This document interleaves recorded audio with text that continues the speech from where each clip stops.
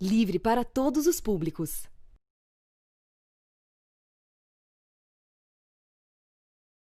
Olá! A Central do Brasil completa um mês hoje, por isso trazemos um material especial sobre a construção do nosso programa, que nasceu do compromisso com a defesa da vida e das condições para a sobrevivência do povo brasileiro. E conforme avançam as investigações sobre a propagação de notícias falsas, fica ainda mais perceptível a necessidade de iniciativas democráticas e populares na comunicação. Sobre as recentes comprovações do envolvimento de grupos bolsonaristas na divulgação de notícias falsas e o uso das redes sociais, falamos com o cientista político e coordenador do Manchetômetro, João Férez, na entrevista central. E confira ainda no programa uma avaliação sobre a dificuldade da classe trabalhadora em obter renda para a sobrevivência durante a pandemia. A Central do Brasil começa agora.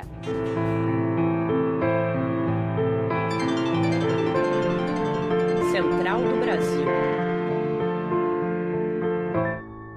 Chegamos aos 75 mil mortos por coronavírus sem um ministro para a saúde. Com isso, a palavra de ordem fora Bolsonaro já alcança a adesão da maior parte da sociedade. Uma das signatárias do pedido popular de impeachment protocolado nesta semana, a atriz Lucélia Santos, aponta as motivações para se colocar contra o presidente Bolsonaro.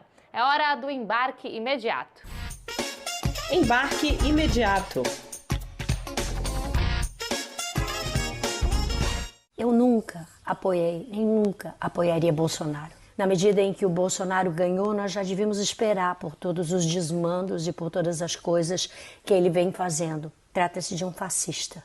Só que o que ninguém imaginava era a chegada do Covid-19.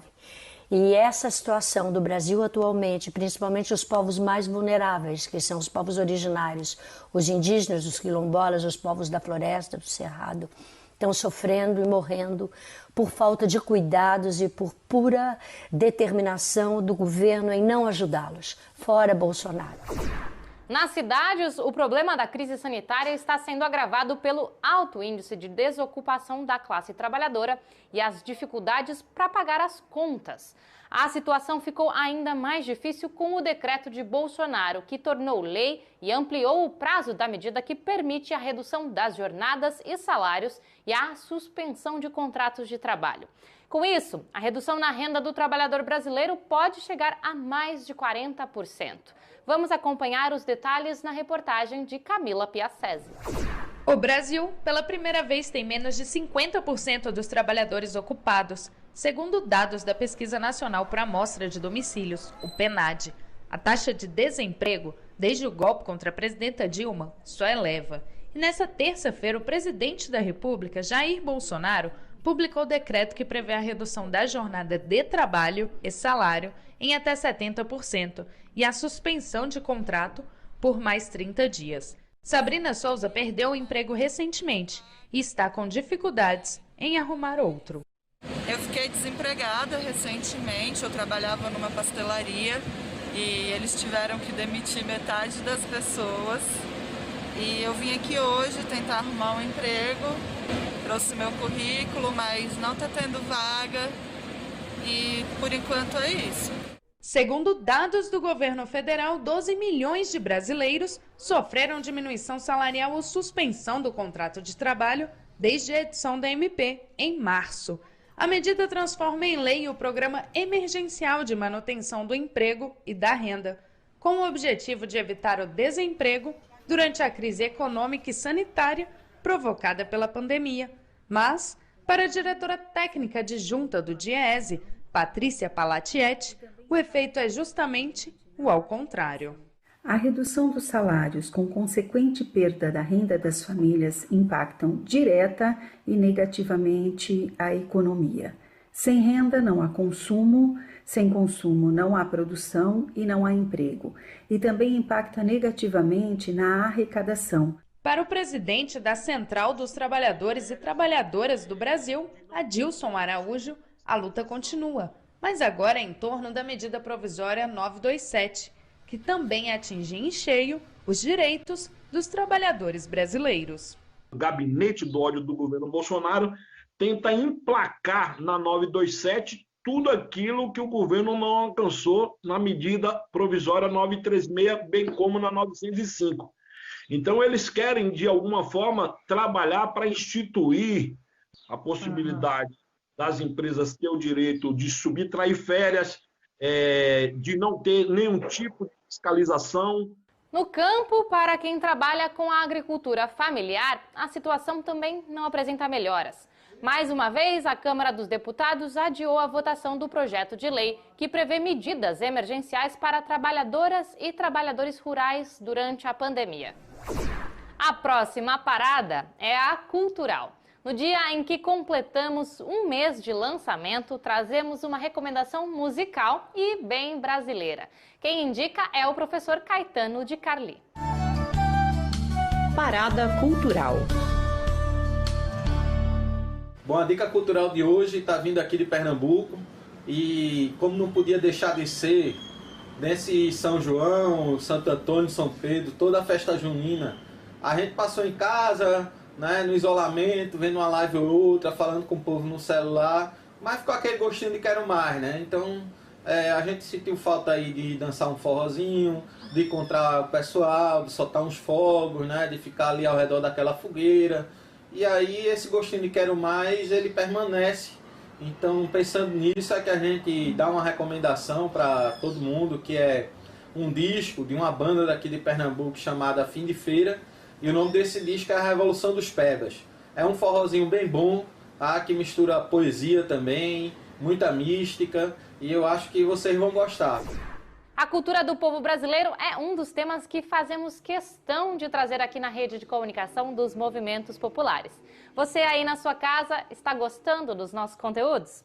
Vamos com o repórter Afonso Bezerra pelos trilhos do Brasil para saber como está a recepção da Central do Brasil. Trilhos do Brasil. Um mês em que o Brasil passa por esta central, uma estação em que o povo brasileiro se reconhece. Inspirados na rede da legalidade na década de 60, nascemos com a missão de defender a democracia, denunciar o fascismo do governo Bolsonaro e dar voz às lutas populares.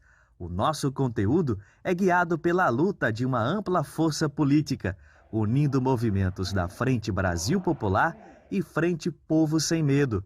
Aqui viajam histórias sobre índios, negros, mulheres, trabalhadores, tudo isso por meio de uma ampla rede de rádio, TV e internet, espalhada em todos os recantos do país. Uma diversidade que chamou a atenção da estudante Jéssica Pereira. Eu acredito que o Programa Central do Brasil é uma grande vitória para os movimentos populares, para os movimentos sociais do campo e da cidade, para todas as forças progressistas que lutam pela democratização dos meios de comunicação. Esse caráter crítico e popular do programa é o que o professor Helder de Figueiredo busca nos meios de comunicação. Me preocupa muito o fato que no Brasil a mídia comercial é monopólio de algumas poucas famílias. São empresas familiares que defendem os interesses da elite brasileira e não tem vergonha de omitir, mentir e distorcer a realidade. Importante a gente dar valor a iniciativas como o Programa Central do Brasil. A nossa pauta é o povo. Por isso, brecamos junto com os entregadores de aplicativo. Denunciamos o descaso com a cultura brasileira e acompanhamos de perto o avanço da pandemia sobre a população pobre do país, sobretudo a sua mobilização em uma ampla rede de solidariedade ao lado dos movimentos populares. O Central do Brasil deve ser visto não como um programa de 15 minutos a ser mantido e reproduzido. Ele, na verdade, deve ser observado como uma protoforma, um embrião da construção de uma rede nacional de comunicação popular, que seja realmente a expressão do povo brasileiro, a expressão das demandas dos movimentos populares que surgiram no Brasil nas últimas 3 décadas. O andamento da CPI das fake news demonstra mais uma vez a relevância da construção de uma rede democrática e popular de comunicação. Só na última semana, 88 páginas do Facebook vinculadas a grupos bolsonaristas saíram do ar por distribuir notícias falsas. Na entrevista central de hoje, Jonatas Campos conversou com o cientista político João Feres sobre o assunto. Entrevista Central. Olá, vocês que acompanham a Central do Brasil. O nosso entrevistado de hoje é João Feres Júnior, cientista político e coordenador do Manchetômetro, um site de análise da cobertura da grande mídia sobre temas como economia e política. Olá, professor, e já lhe faço uma primeira pergunta. Qual a sua avaliação da operação do Facebook que retirou do ar uma quantidade enorme de páginas ligadas ao bolsonarismo? Eu sou favorável a que as redes sociais sejam reguladas fortemente pelas autoridades responsáveis pela lisura das eleições, porque a maneira como elas são estruturadas permite o abuso do poder econômico. Eu acho que, em última instância, é esse o problema, entendeu? Quando você tem gente que usa... Não é só esse o problema, mas quando você tem gente que usa do dinheiro para conseguir um efeito eleitoral, isso tem que ser combatido. E, no caso, isso foi feito na eleição de 2018, né? E é preciso achar meios de combater isso. O Senado ele reagiu de uma forma ou de outra com a aprovação daquele texto do PL das fake news. Agora, esse texto tem recebido muitas críticas de que ele pode colocar em risco a privacidade dos usuários da internet. O senhor tem alguma avaliação sobre esse texto aprovado no Senado? A grande questão de fundo que está aqui é a responsabilização das pessoas pelo que elas dizem, né? Eu acho que é uma questão fundamental da democracia constitucional que as pessoas são responsáveis pelo que fazem. Então, quando alguém faz uma comunicação que ofende outra pessoa, ou que faz um mal ainda maior, pode não ser ofender, pode ser pior ainda, passar informações privadas, que colocam a vida da pessoa em risco, ou fazer coisas que colocam a vida da pessoa em risco. Quando alguém faz uma coisa dessa, desde a injúria, calúnia, até esse tipo de revelação de informações privadas, a pessoa está cometendo um crime e ela deve ser sim responsabilizada por isso. Só é possível fazer isso se você sabe quem é o emissor da mensagem.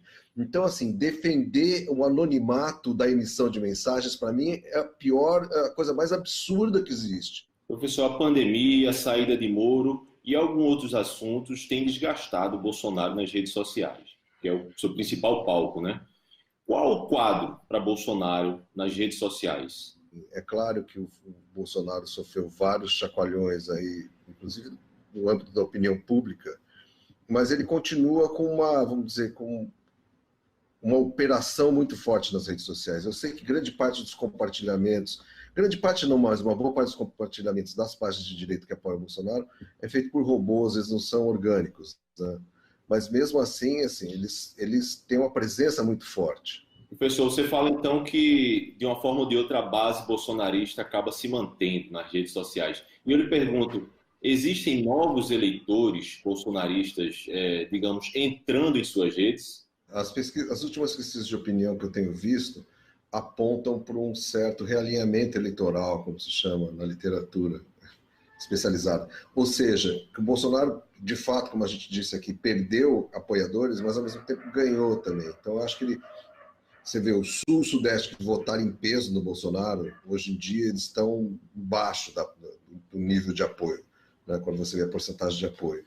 E ele ganhou muitos apoiadores nas classes mais baixas, as pessoas que recebem até 2 salários mínimos, muito provavelmente devido a esse auxílio, né, que é um auxílio de R$600 por mês, uma quantidade razoável de dinheiro para quem ganha muito pouco, né, e que só é R$600, como a gente sabe, por causa do Congresso Nacional e não pelo Bolsonaro ou Paulo Guedes, que queriam R$200.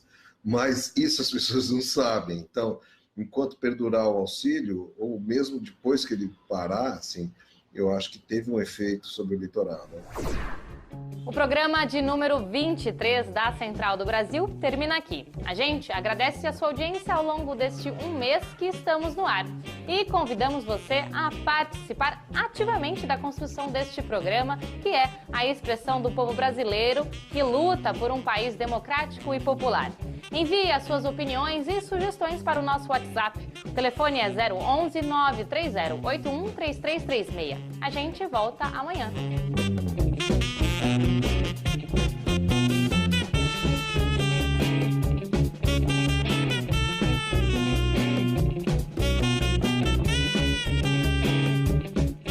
Central do Brasil, a rede de comunicação dos movimentos populares.